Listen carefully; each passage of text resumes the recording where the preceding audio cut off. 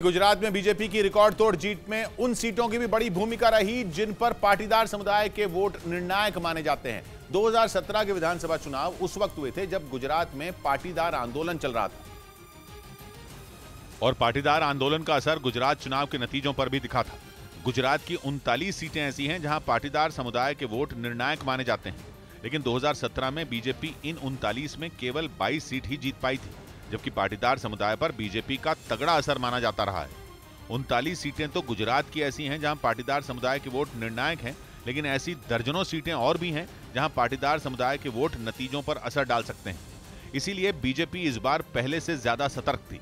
आंदोलन की अगुवाई करने वाले हार्दिक पटेल का बीजेपी में शामिल होना भी चुनाव के नजरिए से अहम साबित हुआ।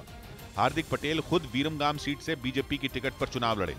गुजरात में बीजेपी ने हार्दिक पटेल समेत पाटीदार समुदाय से आने वाले 41 नेताओं को उम्मीदवार बनाया।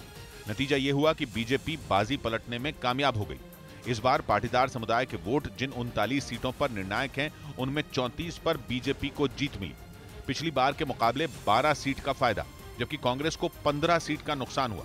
पाटीदार समुदाय की आबादी गुजरात में करीब 18% है। इस बीच गुजरात विधानसभा चुनाव के शुरुआती रुझानों के साथ ही अहमदाबाद में कांग्रेस दफ्तर पर लगाई गई घड़ी भी बंद हो गई। इस डिजिटल घड़ी को ठीक 1 महीने पहले कांग्रेस के वरिष्ठ नेता पी चिदंबरम ने लगाया था और उस पर चुनाव नतीजों की तारीख यानी 8 दिसंबर का काउंटडाउन सेट किया गया था। कांग्रेस ने इस डिजिटल घड़ी को परिवर्तन का समय नाम दिया था। साथ ही यह दावा भी किया था कि 8 दिसंबर को चुनाव परिणाम आते ही गुजरात की सत्ता में परिवर्तन हो जाएगा। हालांकि कांग्रेस के सारे दावे धरे के धरे रह गए और उसे इस चुनाव में पिछली बार के मुकाबले बहुत कम सीटें मिली। इस हार के साथ ही अहमदाबाद में कांग्रेस दफ्तर के बाहर लगाई गई घड़ी भी बंद हो गई। कांग्रेस का टाइम ओवर हो चुका है, परिवर्तन जो है वो देखा नहीं गया है। कांग्रेस ने राजस्थान विधानसभा चुनाव के वक्त भी ऐसी ही घड़ी लगाई थी और वहां उसे जीत भी मिली थी। उधर हिमाचल प्रदेश में कांग्रेस का गढ़ मानी जाने वाली 15 में 13 सीटों पर बीजेपी को एक बार फिर हार का सामना करना पड़ा।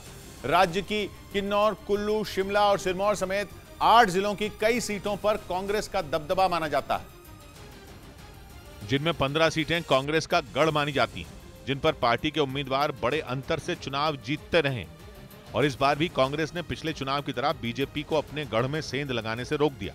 मतलब यह कि कांग्रेस न सिर्फ अपना गढ़ बचाने में कामयाब रही, बल्कि इन्हीं सीटों के दम पर उसने राज्य में बीजेपी की सरकार पलट दी।